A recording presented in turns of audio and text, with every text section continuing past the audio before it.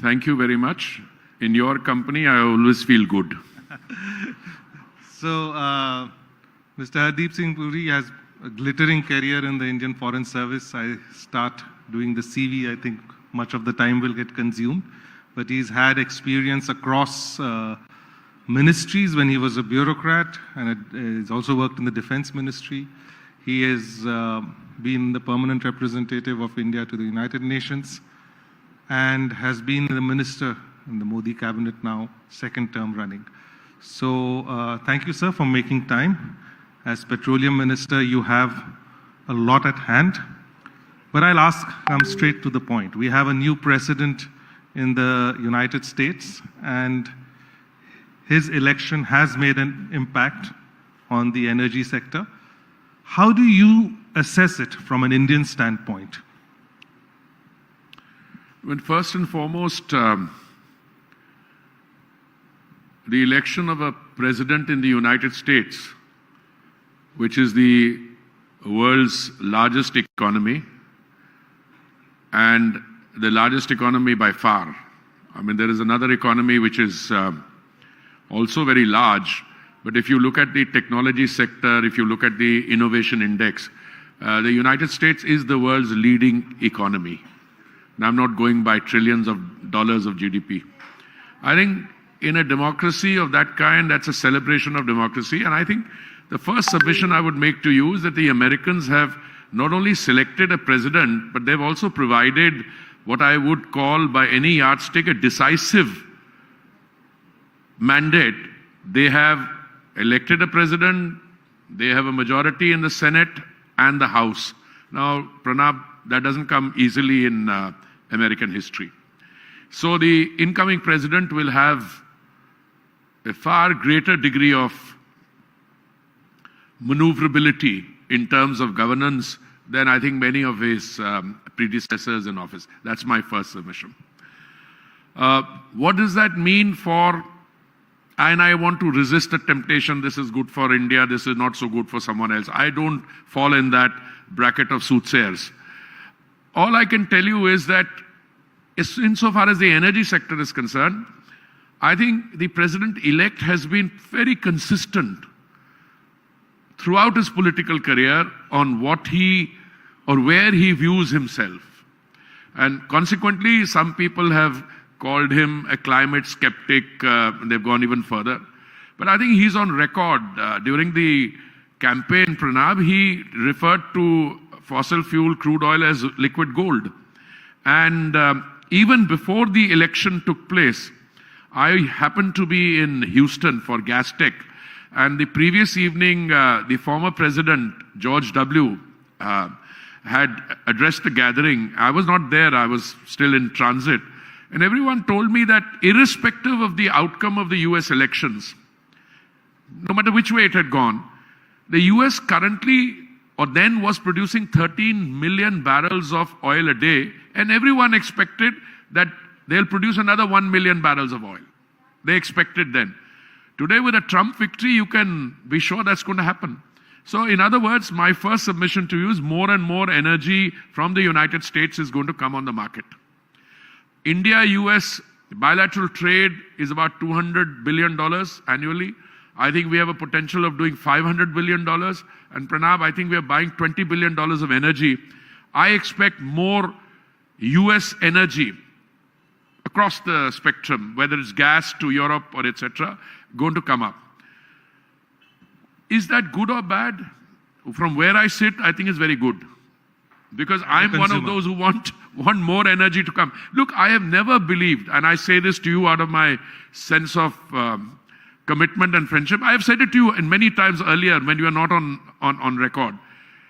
Look, there's no shortage of crude oil in the world.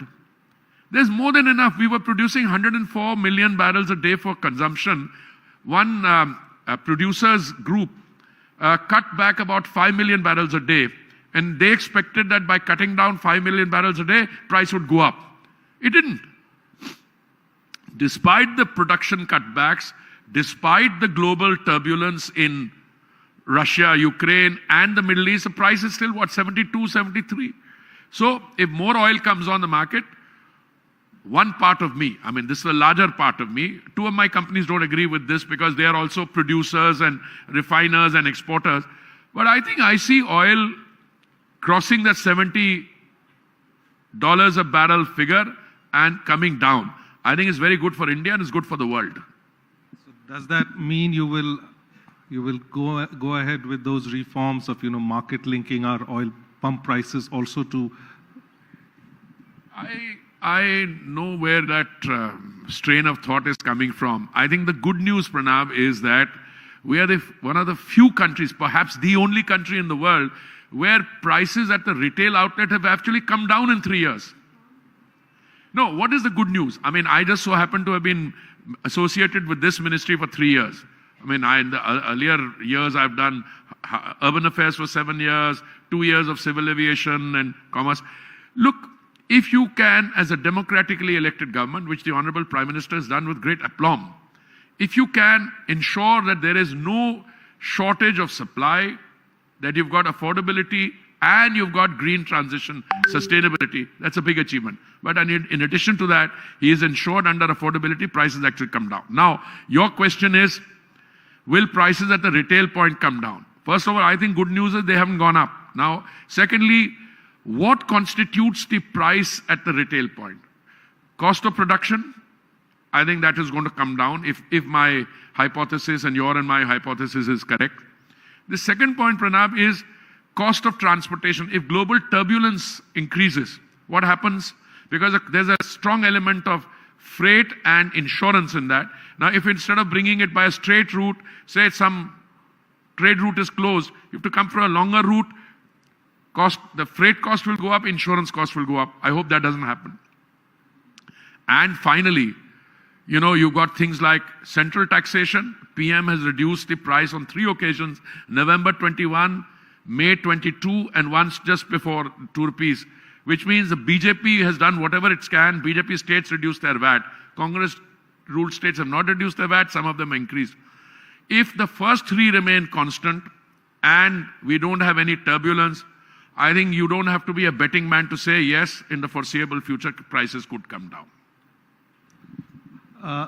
I'm still going to ask you to wear your diplomat's hat a little bit longer.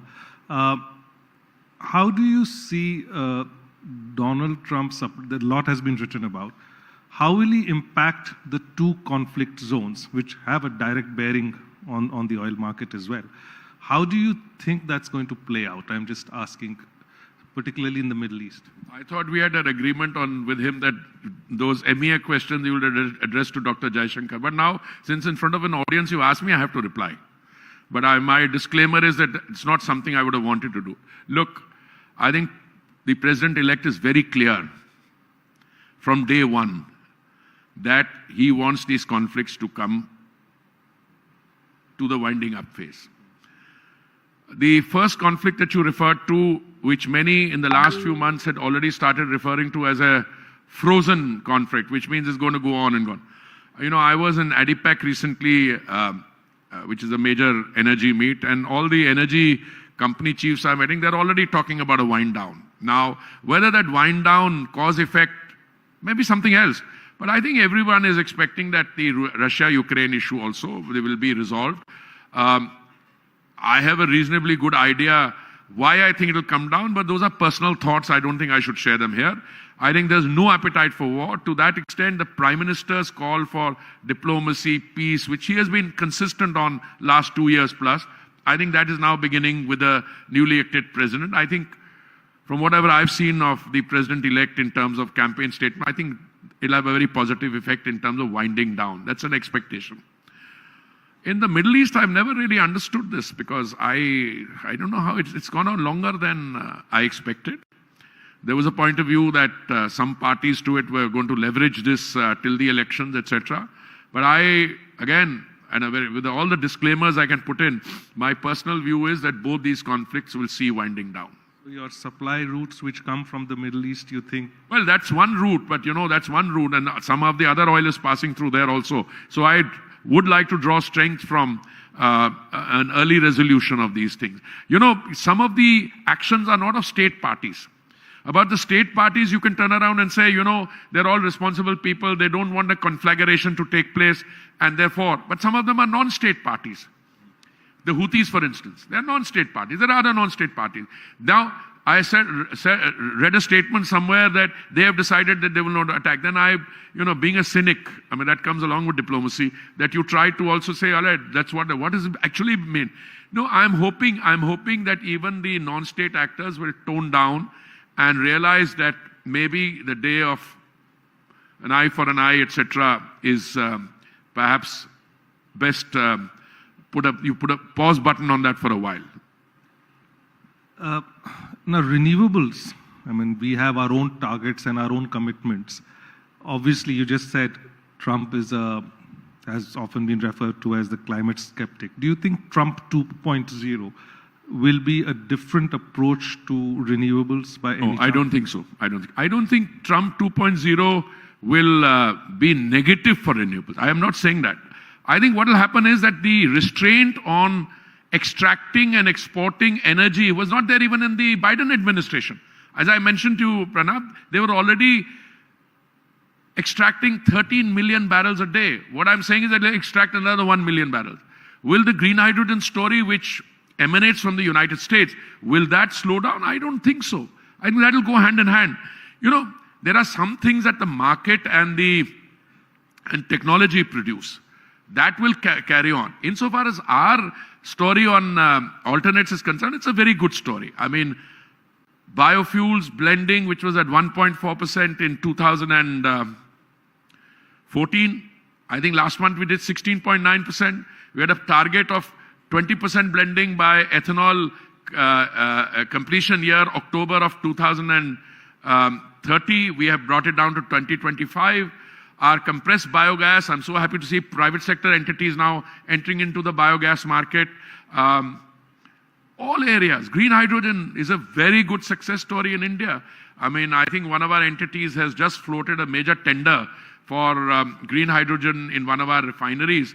And, people are learning. There's more green hydrogen talk. There's more artificial intelligence being used now. The point what I was trying to say is that our dependence on fossil fuels, where there's no pressure now, obviously. No. There was no pressure earlier also. Pranab, no matter which methodology of analysis you use, our import dependence on crude oil is about 88% just now. On gas, it's about 50%. Our gas production every year is going up by 18%, but we still have about 45%, 50% imports. Look, one statistic I've got somewhere I had in my papers is that our dependence on fossil fuel as an overall percentage in the next 10 years will come down. Our use of renewables will come up. But even if you are an eternal optimist the way I am, you still think 20 years at least it will go on. But today no one, as in anyone in the world, is saying, using that do-gooders language which we used to have from my friends in the UN and social activists, must stop fossil fuel. You want to make the transition? Yes, do make the transition. But if you don't survive the present, either you must have enough green hydrogen and biofuels available to substitute it. So what I see happening is the following. More and more energy will become available through the transition. Sustainable aviation fuel is a starting point. I think we've got mandated ourselves for 1%, 2%, 3%, 27, 28, 29. If the EU does 5% mandating for sustainable aviation fuel, it's a lot of sustainable aviation fuel which will be necessary. Biofuel blending, Brazil is a very interesting case. I think they've gone up from 27% blending to 35% blending in basic fuel.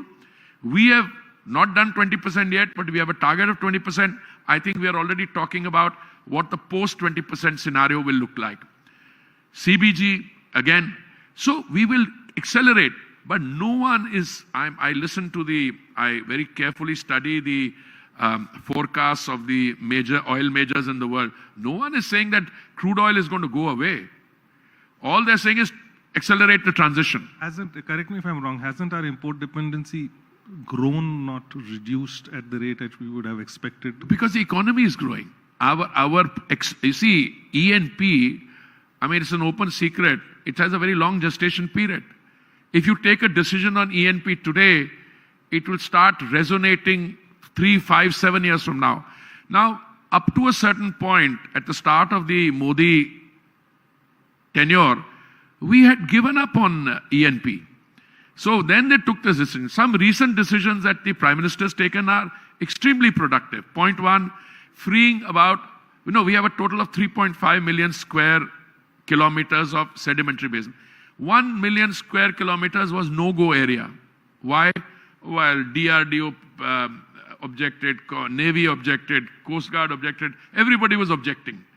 And one day just freed it. Today, in the 9th round of OALP for your listeners, Open Acreage Licensing Policy, we've opened that 1 million square kilometers up.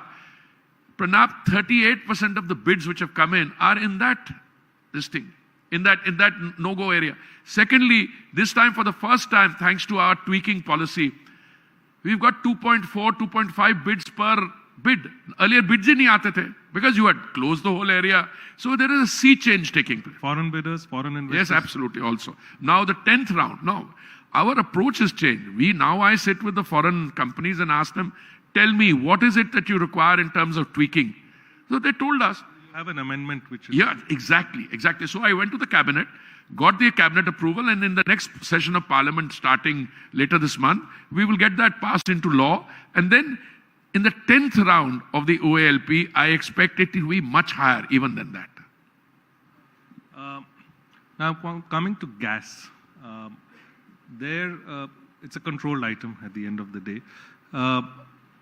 But still a lot of reforms are expected on the gas side also. So are you looking in that direction of unbundling transport and marketing, things like that? But at the same time, I know you've had certain social goals, and I'm told the penetration has been really good in terms of LPG. So how are you going to balance economic reforms in that sector with whatever the welfare requirements which are there? So first of all, I think in the interest of the people here and through you who are going to be reading about this, LPG, which comes in a cylinder, is a product of refinery. You get crude oil and then you produce LPG. So I'll come to the penetration there. And then there is natural gas, which you are sending through a pipeline across. Insofar as penetration is concerned, you're absolutely on target. In 2014, I think the total penetration in the country, the population wasn't too different in 2014, well, 140 crores. There were only 14 crore connections, roughly 14 crore plus. In the 10 years of the Modi government, that figure of 14 crores has gone up to 33 crores now. Now, if one connection means one connection per household. Now, if you say that a household has roughly 4 or 5 members of a family, then you cover the entire population. But in addition to that, we've got LPG, natural gas, not LPG, LNG, liquefied natural gas, coming through a pipeline. We had, I think, 25 lakh connections in 2014. Today, we have 1 crore 35 lakh connections. Roughly, that's the figure. So, you're absolutely right that penetration is increasing immensely.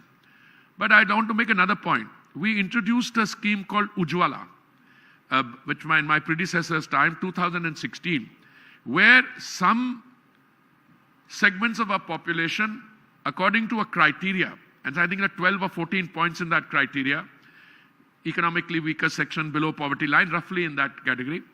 If you are a beneficiary of that scheme, you get a cylinder at a slightly subsidized rate, 500 rupees a cylinder or something.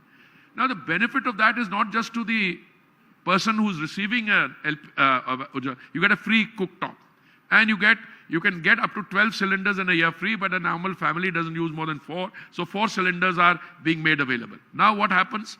Very simple. We have been able to bring down the cost of clean cooking. Otherwise, what was happening is most of our households, urban and rural, were using firewood, charcoal, kerosene, which were hazardous to health. Today, the beauty of the Ujjwala scheme, which has something like 10 crore, 30 lakh subscribers, is that most of the beneficiaries are going to the rural areas. Urban area to cover ho gaya either through pipe gas, etc. I see now a saturation, even in the CGD, which is the city gas distribution.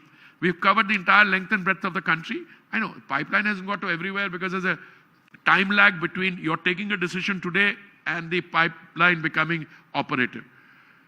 Now we are talking about our island territories. We are talking about all the far-flung areas in the northeast. See, laying a pipeline is costly but easy. It is a last mile connectivity. If the pipeline comes outside an apartment building in which there are 50 tenants, it's very easy to provide one connection. But if they're in a rural area, the consuming households are dispersed and spread out all over the place, you have a problem. So it's very good work which is in place. But I'm going to take advantage of a thing. I think the most important reform we are talking about is to bring gas under GST. And today I see acceptance on it in most places. There were 2 or 3 states which had, they're also coming around. Okay. So I think that would be a major incentive to that. But you're still not answering my question of transport and marketing, unbundling the two. No, we will do that. We will do that. But everything has a time and place. Sometimes the answer lies in not answering a question because I know where the answer is going. No, I agree with it. Then reform will take place everywhere. Reform will take place. But you see, I'll be very frank. If somebody has set up thousands of crores worth of pipeline and has an advantage and you want to make that available to, let's say, anybody who has not spent anything, then you will get allegations flying at you. There is supposed to be a period like 7 No, we are doing that. There is compliance also.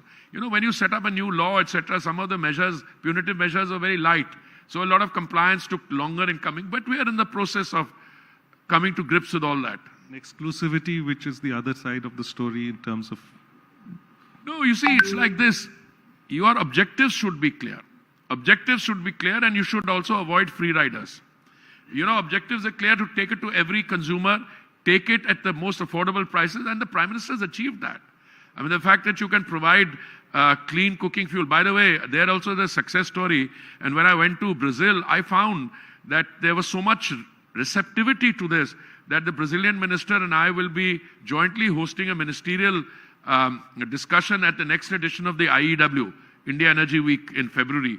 Because even Brazil, which is a trendsetter, I mean, pioneer to कहना कुछ नहीं, trendsetter in biofuels and, in these things, they are also not, 30% of their households in rural areas are still using traditional means of cooking. You mentioned Brazil, but I'll take you to the other disruptor in your sector, which has been China. And everybody's dependence on oil has reduced. It has really worked on EVs and things like that. How do you see the China story, and do you think there are lessons for India from there? Listen, there are lessons from everything. Whenever I read a good op-ed written by you, I read it carefully. Then I tell people, देखो प्रणब ने कैसा लिखा. Look, you have to learn all the time. But there are 3 perceptions I want to share with you, which are not popularly known. One is that the entire growth, or at least 20% of the growth in the last few decades, 2 decades, 3 decades, has come from China. So you can't get away with the fact China. But that is plateauing now. There are points beyond which you can't. There may be reasons. I don't have the reason. And I don't even want to speculate. I can just tell you what people say. They say, well, now they're going into electric vehicles in a big way, but their electric vehicles, they're going through the thermal route. I don't know.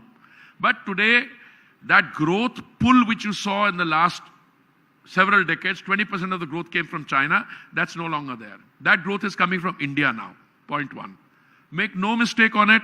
Today, India is important in the global scene because the Indian consumption of crude oil is about 5.4 million barrels a day. It's expected to go up to 6, 6.5 and more. You hold the consumer's leverage fully in the international... Those are your words. I'm much more modest. I say that most producers are looking to sell to India. Whether I hold leverage or not, somebody asked me, I think Becky Anderson or somebody asked me, I said, that's a sophisticated way of asking, are you playing the market card? The answer is yes, we are playing the market card. We will buy from wherever we can get.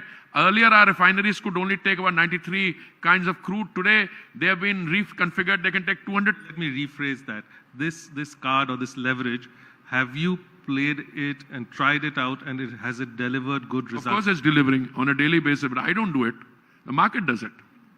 You diversify your sources of supply. Earlier, there were 27. Today, there are 39. The market does. But let me share one. Growth has come from China. 20% of the increase China has absorbed.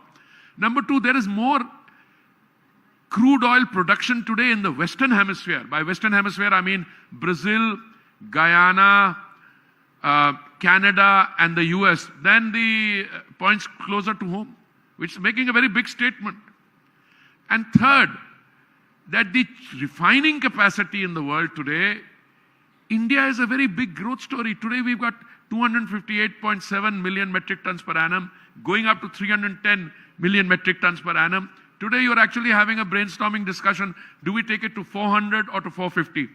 Now, how many countries in the world can do that? Because your consumption of crude oil is 3 times the global average. By 2047, I was reading some statistic which was given to me, it will be 2.5 times what we are doing today.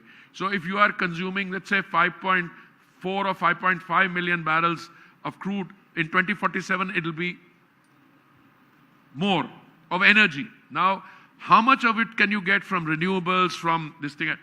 And there are growth stories everywhere. Look, if we can get our pump storage, which I think is now an open secret, now you can have these big farms, 3,000 acres along the coastline, which are dropping water from a height of 2,500 feet, producing clean energy, and then pump storage, batteries, etc., so that even when the sunlight is not on, in dark hours you can utilize. It's a very big achievement. So I see the energy picture such, we'll be able to navigate no matter what happens in the global turbulence. We are on our own coming into the E&P picture in a big way.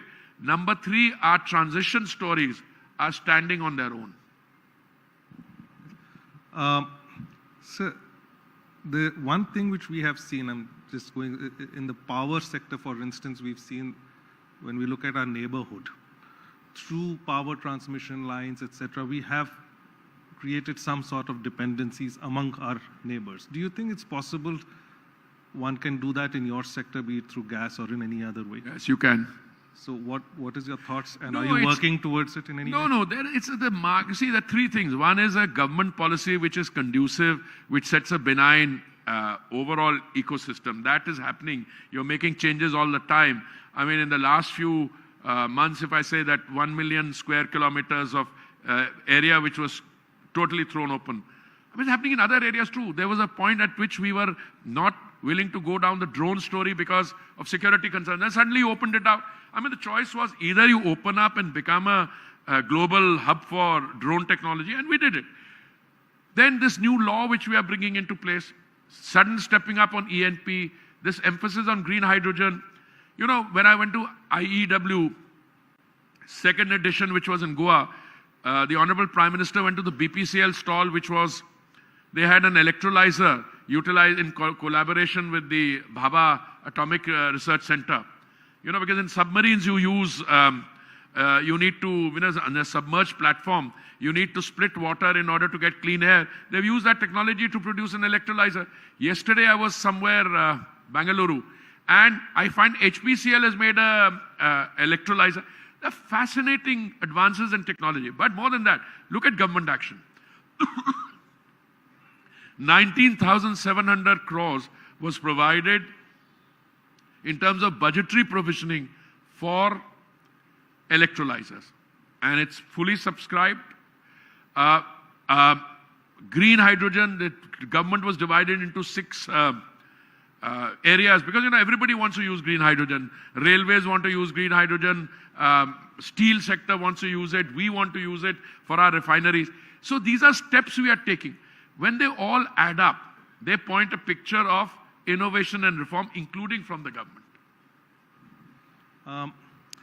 Since I have you, I cannot escape the urge to ask you a political question, if you may permit. When have you ever desisted from? No, okay. I know you have contested also from Punjab. I always had this question in mind. Why is BJP not getting Punjab? No, hold on. First of all, BJP's history in Punjab, I've answered that question to you many times. We got into a wrong marriage. We got into a bad marriage. That Gathbandhan with the Akali Dal was a bad marriage. We became the junior partners. Now, if memory serves me right, the total number of seats in the Legislative Assembly in Punjab is about 117 or something like that. And we only contested 22, 23. Now, how do you expect to rise as a party? You're a national party. In the 2019 elections, we got 303 seats in the Lok Sabha. And we only contested 6 seats out of 13 in Punjab. And we won 3. Or we contested 3. No, we contested hardly any and we won 2 out of the 3 or something like that. I mean, there's a figure. Now, my point is, if you make that kind of a strategic mistake, then so we cut that out. Now, what is the positive sign? Look, to me, Pranav, what is important is that the popular vote share in Punjab has gone up 3 times. I don't know whether it was 6% has gone up to 19 or it was 8% gone up to 22 or 23, but it has gone up 3 times. Now, when we are doing the by-elections, I'm also participating in that process. I find for the first time, the rural countryside is receptive to the BJP message. I'm not saying we're all there yet, but these are changes. If you make a mistake, now you haven't asked me this question, but let me throw one comment back. The Congress party is slowly but surely relegating itself to become a junior partner in most states. That is why in some places it's not contesting election or it's having to play second fiddle. Whenever you make that mistake, if you have aspirations to being a national party, as we are, where we are the main party, not only in India, the biggest, but the biggest political party in the world. So that was a mistake. We are correcting that now. But extending that, how do you see this whole rhetoric which comes from Canada, the Khalistan, the impact it has on Punjab, and how do you see this panning out in the future? No, I am very clear about what is happening there. I've had the privilege of serving in the UK. Don't let a few misguided elements paint an entire community. The community to which I belong, and I'm a proud member, I can tell you the sacrifices of that community, the hard work of that community. So don't paint them with a brush. There are a few misguided elements who make cause of visa or they get entry there only because they're able to paint a picture of persecution here. So I'm very dismissive of that. But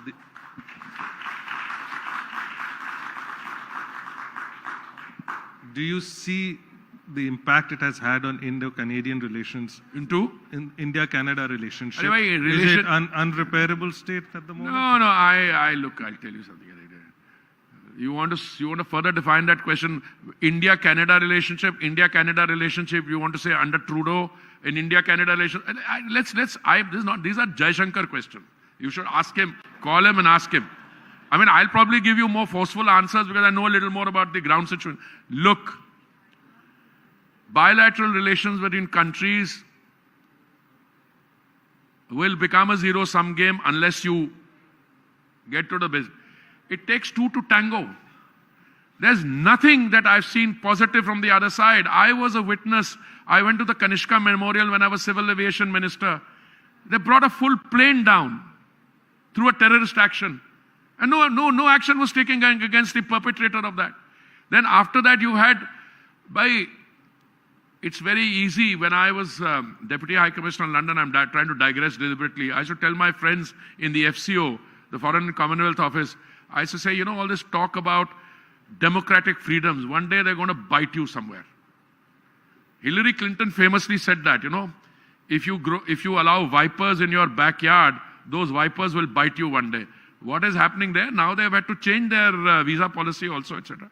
Look, it's not the by and large average Indian, no matter whether he or she wears a turban. Also say applies that to the US on the same issue. Let me coming back to first Canada khatam kar le.